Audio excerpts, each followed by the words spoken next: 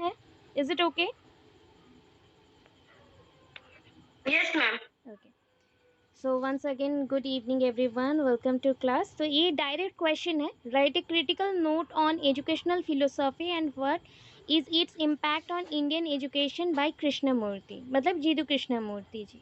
अभी एक चीज़ सुनो, पहले का जो सिलेबस था उसमें जीतू कृष्णमूर्ति जी का कंसेप्ट नहीं था। जो ओल्ड सिलेबस था हमारे टाइम पे चल रहा था 2021 तक का मैं बोल सकती हूँ, एंड उसमें सिलेबस चेंज नहीं हुआ था।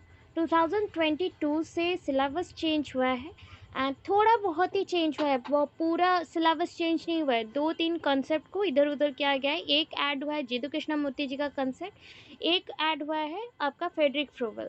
उसे छोड़ के इंफॉर्मेशन एंड नॉलेज इसी के कंसेप्ट को कंपैरिजन में डाला गया है, ज़्यादा कुछ ऐड नहीं हुआ है, इतना चीज़ है। तो एक चीज़ है, हम लोग रविंद्रनाथ टैगोर जी का पढ़ा, गांधी जी का कंसेप्ट पढ़ा। हाँ, मैंने प्लेलिस्ट दे दिया है, चेक करना प्लेलिस्ट को, अगर नहीं शेयर हुआ है अगेन शेयर कर दूँगी, तो वहाँ पे सब कुछ है, और ये आज अपलोड हो जाएगा, उससे पढ़ लेना।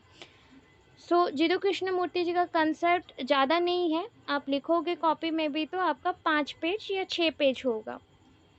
फेडरिक फ्रोबेल का कंसेप्ट को और शॉर्ट कर सकते हो, जैसे 4 पेज में कंप्लीट हो, आने के चांसेस बहुत ही रेयर है। फ्रेडरिक फ्रोबेल का कंसेप्ट आने के चांसेस बहुत रेयर है, ठीक है।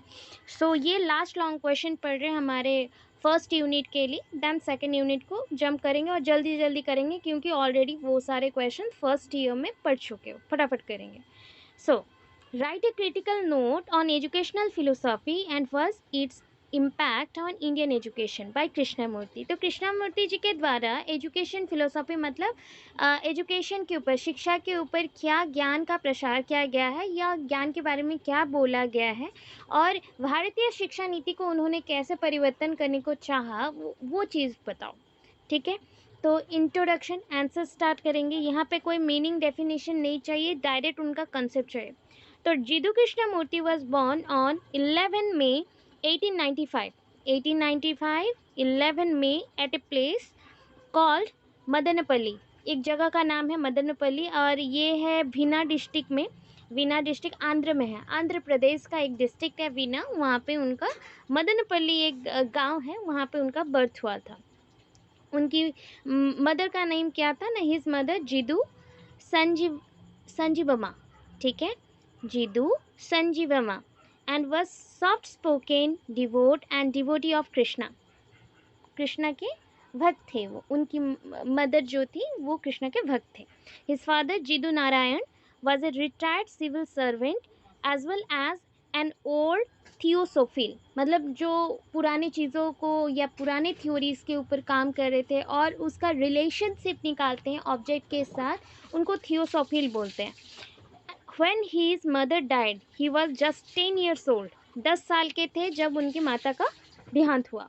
On the invitation of the Mrs. Annie Besant, his father along with his sons started living in the premises of ma'am the, yes, Theosophical Society. Yes, बोलिए।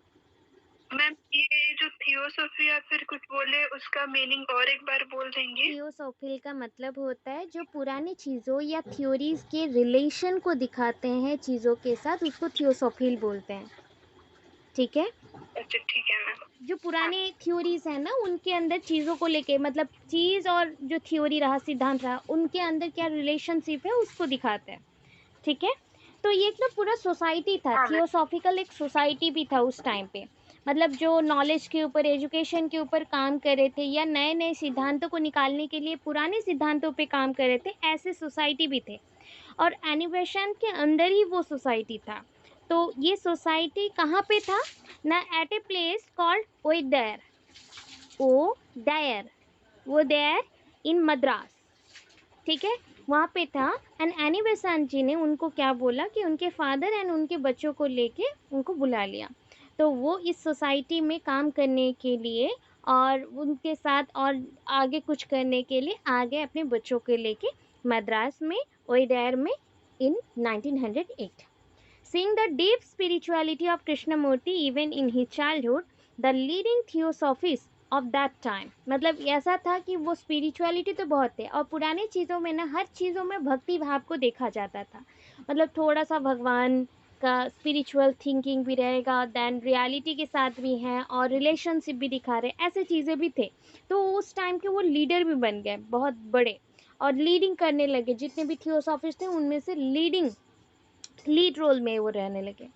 So W lead bitter and Mrs any बेसन, ये नाम सारे हैं, भूल जाओगे, पता है, थोड़ा थोड़ा याद रखो, मिसेस एनी बेसन तो याद रहेगा ही। तो so W lead bitter and Mrs. Annie Besant accepted that the child's future could guide the world as a great spiritual teacher। तो उन लोगों ने ये एक्सेप्ट कर लिया।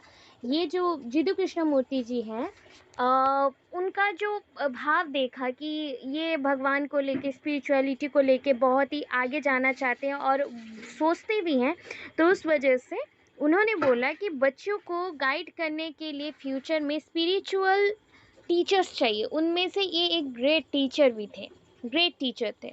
इन जनवरी 1911 जिदू कृष्णमूर्ति इन उदयर बोला गया। उदयर का स्पेलिंग ऑलवेज याद रखो, यू से ही नहीं, डबल ओ से स्टार्ट होगा। कुछ कुछ जगह पे अलग अलग स्पेलिंग दिया गया है, ठीक है, यही होगा स्पेलिंग, डबल ओ होगा, यू नहीं होगा, उदयर, ठीक है, स्पेलिंग यही होगा, तो कंफ्यूज नहीं होना। एंड जहाँ पे जे लिखा गया है मतलब जे डॉट कृष्णमूर्ति होना चाहिए, क्योंकि ये ट्रांसलेट हुआ है ना, तो ये अलग अलग आ गया कृष्णमूर्ति, ठीक है, जे डॉट कृष्णमूर्ति। तो जिदू कृष्णमूर्ति क्या बने in January 1911, Jiddu Krishnamurti in Adyar, order of the star in the east was established. एक ऑर्डर निकाला, क्या, order of the star in the east, ये ऑर्डर निकला and was published under the chairmanship of Krishnamurti, and वो भी पब्लिश हुआ उनके चेयरमैनशिप में। अकॉर्डिंग टू दिस ऑर्गेनाइजेशन, ये जो ऑर्गेनाइजेशन बना था, ठीक है, order of the star in the east, तो ये जो ऑर्गेनाइजेशन बना, ये किस लिए बना, ये बना था स्पिरिचुअलिटी को आगे लेके जाने के लिए, मतलब डेडिकेटिंग करना है कि इसको, सारी चीज़ों को स्पिरिचुअलिटी के साथ डेडिकेटेडली जोड़ना है।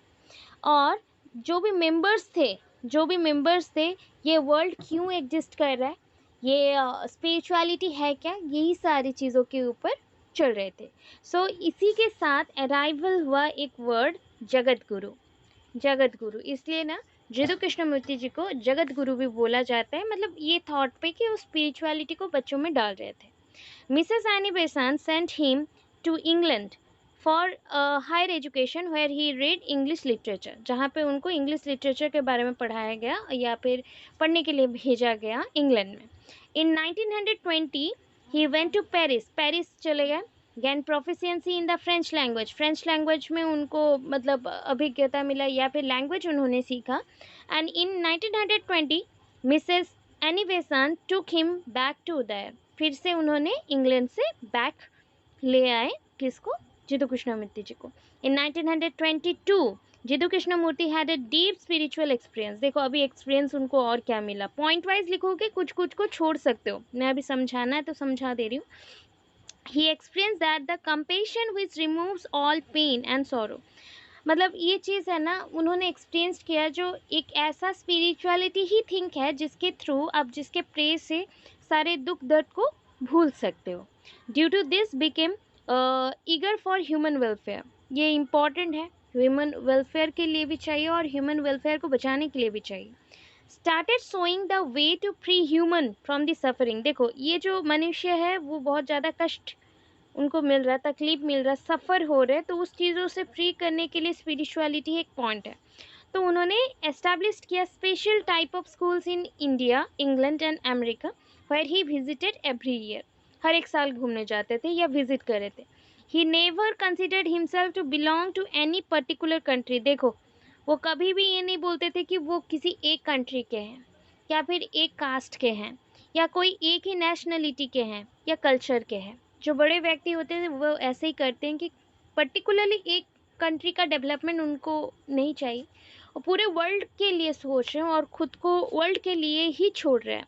तो Krishnamurti never wavered for from his determination to liberate man unconditionally. अच्छा अभी यहाँ पे देखो और भी बोला गया कि he has said that we should find out our own faults because we ourselves have created greed, nationalism, competition, all kinds of selfishness. ये जो हम एक दूसरे के लिए सोचते हैं ना, एक दूसरे के पीछे भागते हैं, competitions करते हैं, या फिर नेशनलिज्म बोलते हैं कि ये मेरा कास्ट है, तुम्हारा कास्ट है, हिंदुइज्म, मुस्लिम, क्रिश्चियन, ऐसा नेशनलिटीज़ दिखाते हैं। तो ये सब यही दिखाता है कि हम लोग कितने सेल्फिश हैं। हम लोग एक ही चीज़ में बाउंड होके एक ही जगह पे फिक्स होना चाहते हैं। He was a teacher of Mankind. वो ट्रू सेंस में किसी एक सब्जेक्ट में टीचर नहीं थे, पर्टिकुलरली दयावान, दया भाव जो रखते हैं उस चीज़ के टीचर थे ट्रू सेंस में। Shri Jiddu Krishnamurti not only express good thoughts but also did good deeds. देखो, ओनली गुड चीज़ें नहीं एक्सप्रेस करना, गुड काम भी करने, अच्छे काम भी करने।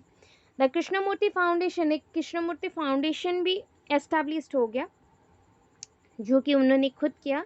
Still engage in public welfare works, जो कि अभी भी पब्लिक के लिए ही काम करता है, सारे लोगों के लिए काम करता है ये फाउंडेशन। ये foundation has established many educational institutions पूरा in the country and abroad, मतलब उस कंट्री में भी एंड बाहर में भी क्या किया गया, इस वेलफेयर के थ्रू बहुत सारे इंस्टीट्यूशन, स्कूल्स ओपन किए गए एजुकेशनल के लिए, एजुकेशनल डेवलपमेंट के लिए। He died in sleep on February 17, 1986 at the age of 91 in Pine Cottage, ओहाई, California. तो अभी देखो उनका डेथ भी मतलब ऐसा है कि बहुत एज भी है, 91 हो गया, सोते सोते उनका डेथ हो गया। मतलब ऐसा ही है कि कोई ऐसा सफरिंग नहीं था, बीमार नहीं थे, कुछ नहीं था, नॉर्मल पर्सन्स हैं, ओल्ड एज हो गया है, उनका डेथ हो गया, ऐसा ही है। ठीक है, February 17, 1986 में, मतलब याद रख सकते हो बिकॉज 1986 में हमारा पॉलिसी आया था, नेशनल पॉलिसी आया था, तो उससे आप याद रख सकते हो कि ये उनका डेथ पीरियड भी है। और कुछ याद मत रखो कि इन पाइन कॉटेज, ओहाई, कैलिफोर्निया, नहीं याद रखोगे चलेगा। He died in his sleep on February 17, 1986।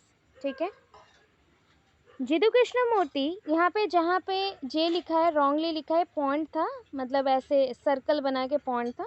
So main compositions of Jiddu Krishnamurti क्या है? Many ideas have immersed in the work of Krishnamurti. बहुत सारे आइडियाज आए थे। His original text, lectures are in English language, जो उन्होंने बोला था। बिकॉज इतना याद रख सकते हो कि ये आंध्र के लोग हैं, ठीक है, आंध्र के लोग हैं, और एक्चुअली स्पेशली आंध्र के लोग जो भी अगर लिखेंगे तो उनके लैंग्वेज में लिखेंगे या फिर इंग्लिश में ही लिखेंगे। बट वो शिफ्ट हो चुके थे, एनी बेसांत के पास चले गए थे और वहाँ पे ही काम कर रहे थे, और मतलब आगे बढ़ रहे थे स्पिरिचुअलिटी में। तो सारा कुछ उन्होंने इंग्लिश लैंग्वेज में ही ज़्यादा फोकस किया, क्योंकि वर्ल्ड वाइड वही स्प्रेड हो सकता है।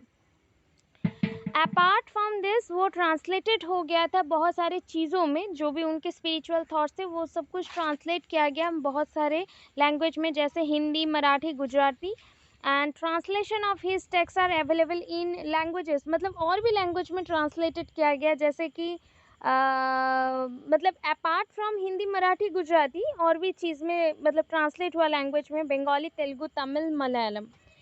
द वर्क, उनके जितने भी काम हैं वो हिंदी लैंग्वेज में भी ट्रांसलेटेड हुए थे, और उनके काम को मैं अभी इंग्लिश में ट्रांसलेशन में बता रही हूँ। फ्रीडम फ्रॉम नॉलेज, ज्ञान से ना परे होके सोचना है, मतलब ना ज्ञान जितना मिल रहा है वो इनसफिशिएंट ही रहेगा।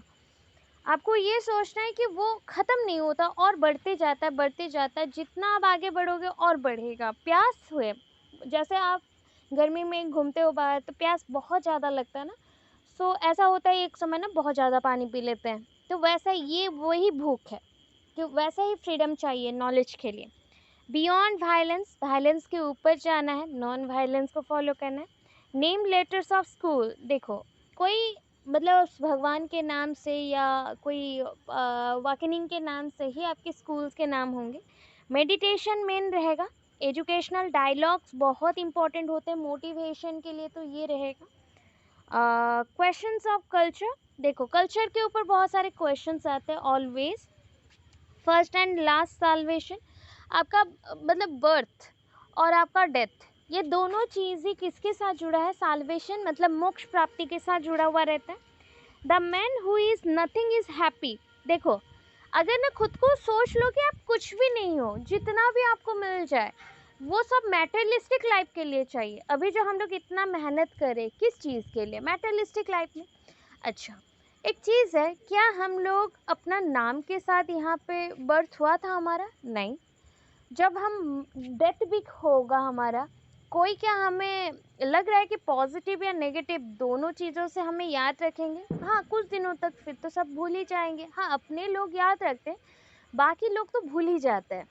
तो ये चीज़ है कि हमें अगर छोड़ दिया जाए, मतलब नाम नहीं चाहिए, कुछ काम हमें करना है तो लोगों के सेवा में ही करना है, कुछ ऐसा खुद के लिए नहीं करना, मैटेरियलिस्टिक नहीं जीना, तो वो पर्सन सबसे ज़्यादा हैप्पी रहेगा, क्योंकि उसमें वांटिंग नहीं रहेगा कि मुझे ये चाहिए, आई वांट दिस, तो वो चीज़ नहीं होगा। तो वांट वाला वर्ड ही ख़त्म हो गया तो हैप्पी रहता है।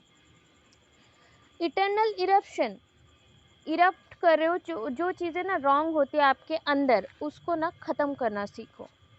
नीड फॉर रिवोल्यूशन, विप्लव तो चाहिए ही, परिवर्तन चाहिए ना। आर्ट ऑफ लर्निंग, सीखना है, लर्निंग सीखना, सो वो एक आर्ट है, कला है। बुक ऑफ लाइफ, आपका लाइफ कैसा होना चाहिए? बुक जैसा होना चाहिए। जैसे किताब में बहुत इन्फॉर्मेशन रहते हैं, बहुत सारे नॉलेज रहता है, एक नॉलेज फिर दूसरे नॉलेज से, दूसरे किताबों से जुड़ा हुआ रहता है, तो बुक ऑफ लाइफ होना चाहिए। Education and meaning of life, ये दोनों समझना पड़ेगा कि शिक्षा क्या है और ज़िंदगी का मतलब क्या है। फ्रीडम, रिस्पॉन्सिबिलिटी एंड डिसिप्लिन, ये तीनों का ही इम्पोर्टेंस बहुत ज़्यादा है। अभी देखो एजुकेशनल थॉट्स, जे मतलब आपके कृष्णमूर्ति हो गए। यहाँ पे पहले लिख देना, जे बाद में लिखना, ठीक है। Educational thought, the product of J Krishnamurti, Murti's philosophical thought is his educational thinking. उनके एजुकेशनल थिंकिंग ही उनके एजुकेशनल थॉट्स हैं या प्रोडक्ट्स हैं। ही प्रोपाउंडेड फिलोसॉफिकल आइडियाज़, उन्होंने फिलोसॉफिकल मतलब ज्ञानपूर्वक बहुत सारे नॉलेज को लेकर आइडियाज़ बनाया था on his experience, based on his experience. He believe that if children are given education, अगर बच्चों को एजुकेशन दिया जाए, so according these ideas, then a new culture and new world can definitely be created. तो नया culture भी आएगा, नया वर्ल्ड भी आएगा। His ideas related to education are mainly seen in his works. जो भी उनके आइडियाज़ हैं वो उनके काम में ही दिखते हैं। एजुकेशन, लाइफ्स मीनिंग, देन उन्होंने और एक शिक्षा संवाद, school name letters and art of learning, ये 4 चीज़ों में ही उन्होंने जो अपना काम किया है उन ऑर्गेनाइजेशन या स्कीम्स को लेके, तो ये उनका ही देन है। मीनिंग ऑफ एजुकेशन क्या है जे कृष्णमूर्ति के according? Nature had a deep impact on Krishnamurti's life. ये जो प्रकृति है, कल भी पढ़ा था हमने, गांधी जी के पॉइंट से भी थोड़ा सा पढ़ा था, फिर रविंद्रनाथ टैगोर जी का तो पूरा ही पढ़ा था कि नेचर से ही बच्चा लर्न करता है, कि on the lap of nature children will learn everything. तो उसी अकॉर्डिंग इनका भी पॉइंट ऑफ व्यू है कि नेचर डीप इम्पैक्ट डालता है कृष्णमूर्ति के लाइफ में। And he said that every person should know the natural beauty. हाँ, ऑब्वियस है कि हमें नेचुरल ब्यूटी के बारे में जानना चाहिए। आपका इनर पीस, इनर जो शांति बोलते हो ना, आप कितने साफ़ सुथरे हो ये आप ही जान सकते हो। ऊपर से साफ सफाई नहीं बोल रही हो, अंदर से, मन से आप कितने साफ हो। क्या आपके मन में कुछ और है, या किसी को देखते ही आपके माइंड में कुछ नेगेटिव आता है, या क्या कुछ आता है, तो वो सारी चीज़ आपको बताता है कि आप कितना सच बोल रहे हो, कितना झूठ हो, या क्या हो। तो हमें सबसे पहले जानना चाहिए क्या? एजुकेशन के थ्रू हर एक इंसान को नेचुरल ब्यूटी के बारे में। And shouldn't destroy this natural beauty for his own selfishness, अपने सेल्फिशनेस यूज़ के लिए अपनी नेचुरल ब्यूटी को कभी बर्बाद नहीं करना चाहिए। According to him, education doesn't just mean learning from the books. Education का मतलब ही नहीं है, मैं अभी आप लोगों को बोलती हूँ, सिर्फ मेमोराइज करना, याद करना, रट्टा मारना, या किताब से लर्न कर लेना, इतना इनफ नहीं है। But becoming capable of hearing the chirping of birds, मतलब आपको क्या है ना, चिरपिंग बोल सकते हो या किरपिंग भी बोल सकते हो। जस्ट लाइक चू चू चू चू साउंड करते हैं ना बर्ड्स, बहुत सारे बर्ड्स हैं, खुद के ही बात करते हैं, चू चू चू चू। इतना शांति से पढ़ो कि वो साउंड तक आपको समझ आए कि वो लोग क्या करने वाले हैं या क्या बात कर रहे हैं। इतना नॉलेज आपका होना चाहिए, उतने साउंड्स आपके पास, आपके माइंड में कूलली जाना चाहिए। कैन सी द स्काई, आप अपने आसमान को देख सको, ऑब्जर्व कर सको, एक्सपीरियंस ले सको। यूनिक ब्यूटी जो ट्रीज में है, पहाड़ों में है, वो सब देख सको। जितू कृष्णमूर्ति जी के वर्ड में क्या है, only through education can the true meaning of life be explained. अपना जो लाइफ है, जो उसका मतलब है, एक्चुअल में आप समझ पाते हो एजुकेशन के थ्रू। आप रॉन्ग पाथ में जा रहे हो या राइट पाथ में जा रहे हो या रॉन्ग टू राइट पाथ में जा रहे हो, ये भी एजुकेशन के थ्रू हो सकता है। तो real education is that which gives the self knowledge. आपको नॉलेज देगा, सेल्फ नॉलेज देगा इंसान को, and knowledge of the soul in is education. अगर ज्ञान लेना ही है अपने सोल का, आत्मा का, तो एजुकेशन ही एक मीडियम है। अभी ऑब्जेक्टिव्स में आ रहे, ऑब्जेक्टिव्स ऑफ एजुकेशन क्या है।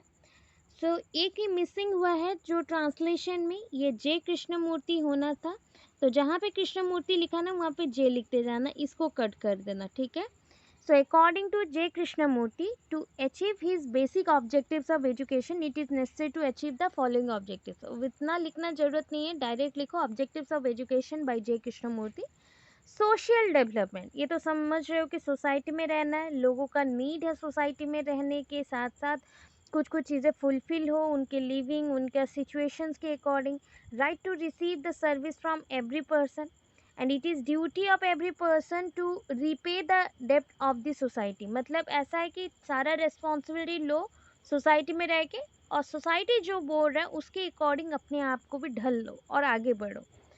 कैरेक्टर बिल्डिंग होना चाहिए, तो ऑब्वियस है, जितना जानते हो एक बच्चे का एजुकेशन के थ्रू ही कैरेक्टर बिल्ड हो सकता है। एक पर्सन्स को मतलब एबिलिटीज़ मिल सकते हैं, बहुत सारे एबंडेंट एबिलिटीज़ मिल सकता है कि वो ट्रूथ को देख सके और अनट्रूथ जो है उसको छोड़ सके। लॉन्ग लास्टिंग कैरेक्टर्स बिल्ड कर सकता है जिसके थ्रू उसको हैप्पीनेस मिलता है। वोकेशनल ट्रेनिंग, बच्चे को क्या चाहिए, पर्सन्स को क्या चाहिए अपने अर्निंग के लिए, मतलब अपने लाइफ के लिए जो अर्न करना चाहिए उसके लिए सीखना चाहिए काम, प्रोफेशन चूज करेंगे। Development of creativity, J. Krishnamurti believes that the purpose of education is to develop the child.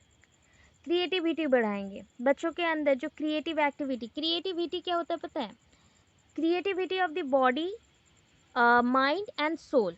इसका मतलब है बच्चे को अलाउ किया गया कि वो वर्क कर सके independently, other ideas should not be imposed on him. उसके ऊपर अपने आइडियाज़ को दबा के मत रख दो, या फिर अपने चीज़ों को मतलब छोड़ मत दो, जो वर्क करना है इंडिपेंडेंटली वो कर सके। फिजिकल मेंटल डेवलपमेंट, ये तो समझ रहे हो कि healthy body healthy mind develop करना है। Development of spiritual values, self discipline, meditation, inner peace, freedom, patience, knowledge, spiritual consciousness, self knowledge, moral values, ये सारे डेवलप करना है बच्चों में। इमोशनल फीलिंग्स, जैसे कि according to J Krishnamurti, true sensitivity is to inculcate love for nature and mankind in children. There will be no place for hatred, anger, malice and violence in such sensitivity. देखो, बच्चों के mind में emotional feelings डालो, but negative feelings नहीं डालना है। जो गुस्सा करे, बहुत ज़्यादा गुस्से में तोड़ फोड़ करे, वायलेंस कर ले, एंगर दिखाए, तो वो नहीं चाहिए, कुछ नेगेटिव नहीं चाहिए। बच्चा सेंसिटिव है तो एजुकेशन के थ्रू आराम से समझाओ उसको। Cultural development, according to Krishnamurti, the purpose of education to create human being who is cultured. देखो, ऐसा इंसान बनाना है हमें, ह्यूमन बींग बनाना है जो कल्चर्ड हो, जो सिविलाइज्ड हो, पोलाइट हो, मतलब जो आपके सामने आके अच्छे से बात करे, जो नागरिक बन चुका है, सिविलाइज्ड है, मतलब सभ्यता जानता है, कल्चर्ड है, कला संस्कृति जानता है, ऐसा बनाना है। According to the purpose of education is to develop, इससे लोगों के अंदर क्या बढ़ाना है, पावर एंड कॉन्शियसनेस, मतलब ज्ञान बढ़ाना है। और जो पहले का जो मिसकंसेप्शंस हैं या प्री कंसेप्शंस हैं, जो नेगेटिव पॉइंट्स है, प्री जुडिसेस हैं, उसको हटा कैसे सकते हैं और न्यू वैल्यूज़ इंटीग्रेटेड कैसे कर सकते हैं। देखो, नेक्स्ट पॉइंट है डेवलपमेंट ऑफ साइंटिफिक इंटेलिजेंस। बच्चों के अंदर साइंस का डेवलपमेंट करना पड़ेगा, क्योंकि साइंस से टेक्निक सीखेंगे, विज्ञान का विकास होगा, एक्चुअल अंडरस्टैंडिंग कर पाएंगे, और उसके साथ अंडरस्टैंडिंग लेवल बच्चों का बढ़ेगा, साइंटिफिकली बढ़ेगा, इंटेलिजेंस लेवल्स बढ़ेंगे, और कोई भी प्रॉब्लम सॉल्विंग कर सकते हैं, न्यू आइडियाज़ और न्यू इंटरवेंशंस कर सकते हैं। It was from knowing the form. It was from knowing the form. हमारा एक्चुअल सबसे बड़ा इंटेलिजेंस क्या है पता है? कोई चीज़ को जानने का जो हम क्यूरियस रहते हैं ना, उत्सुक रहते हैं ना, वही चीज़ हमारा सबसे बड़ा नॉलेज। करिकुलम ऑफ एजुकेशन उस टाइम पे क्या था जिदू कृष्णमूर्ति जी के according? So curriculum of education should be such that, ऐसा करिकुलम ऐसा होना चाहिए था that it can lead to human development, जो ह्यूमन डेवलपमेंट कर सके। He emphasized on giving place in the curriculum to science and technology. तो physical knowledge, vocational training for livelihood, जीने के लिए, जीवन शैली के लिए जो चाहिए, आर्ट, म्यूजिक, पोएट्री, ये सब के डेवलपमेंट के लिए करिकुलम में जगह रखा गया। टीचिंग मेथड्स कैसे होना चाहिए? Jiddu Krishnamurti considered all teaching methods prevalent in his time to be faulty. जितने भी उस टाइम पे टीचिंग मेथड्स थे ना, सारे गलत थे। He laid maximum emphasis on action in the field of teaching. वो बोलते थे कि एक्शन पे ज़्यादा ध्यान देना चाहिए टीचिंग में। According to them the best method is to learn by doing. क्या है? लर्निंग बाय डूइंग, और एक्सपीरियंस से सीखना सबसे इम्पॉर्टेंट है। और environment, natural environment is the centre of education and developing all knowledges and activities. जो भी चीज़ें बढ़ रही हैं, ज्ञान बढ़ रहा है, वो सारे ऐसे बढ़ने चाहिए नेचर से। स्टूडेंट कैसा होना चाहिए ना? देखो, टीचर एंड स्टूडेंट का रिलेशनशिप बोल रही हूँ। He said in the prevalent teaching methods there is no contact between the teacher and student. जो उस टाइम पे टीचिंग प्रोसेस थे ना, तो वहाँ पे टीचर एंड स्टूडेंट का कोई रिलेशनशिप ही नहीं था। टीचर पढ़ाते जाते थे, स्टूडेंट बस सुनेंगे, पैसिव सीटर जैसा, पैसिव लिसनर जैसा सिटिंग होंगे और चले जाते थे। तो ये these are the faulty methods. ऐसा होना चाहिए जहाँ पे टीचर एंड स्टूडेंट के अंदर जो गैप है वो हट जाए, ठीक है, can be reduced. According to him teaching method should have the following character. Teaching methods में क्या क्या कैरेक्टर होने चाहिए? Correlation should be established in the learning process. एक सब्जेक्ट से दूसरे सब्जेक्ट के अंदर, विषय के अंदर रिलेशनशिप रहना चाहिए। Emphasis should be given to the attention in teaching. Attention, हम टीचिंग पे ज़्यादा अटेंशन देंगे। एम्फेसिस ज़्यादा किस में देंगे? लर्निंग थ्रू चाइल्ड एक्सपीरियंस, बच्चों के एक्सपीरियंस के थ्रू पढ़ना। Establish the relationship with the nature, nature से पढ़ना, इसलिए नेचर के साथ रिलेशनशिप बिल्ड करना। ओके, फिर क्या है? The method of teaching should be selected according to the mental capacity of the child. जो भी हम मेथड चूज करेंगे तो वो बच्चों के मेंटल कैपेसिटी के अकॉर्डिंग होना चाहिए। तो उनके अकॉर्डिंग किस पे उन्होंने फोकस किया? Study method, lecture method, observation method, self study method और example method, hearing meditation method, और इसको निध्यासन मेथड बोलते हैं। निधि ध्यान, ठीक है, निधि ध्यान मेथड बोलते हैं, जहाँ पे मेडिटेशन के थ्रू पढ़ना पड़ता है, सुन के या मेडिटेशन के थ्रू पढ़ना पड़ता है। And methods of experiment, experiment के थ्रू पढ़ना। अब बोलोगे मैम नंबरिंग गलत हो गया। हाँ, बुक में कैसा था बताओ? 1, इधर 2, 3, 4, 5, 6, 7, 8। तो ये इसलिए 1, 3, 5, 7 आ गया, उसके बाद ही इधर वाला आ गया, ठीक है, चेक करो, 2, 4, 6, ठीक है। Thanks for watching my videos. Guys, please subscribe my channel and share with your friends and family.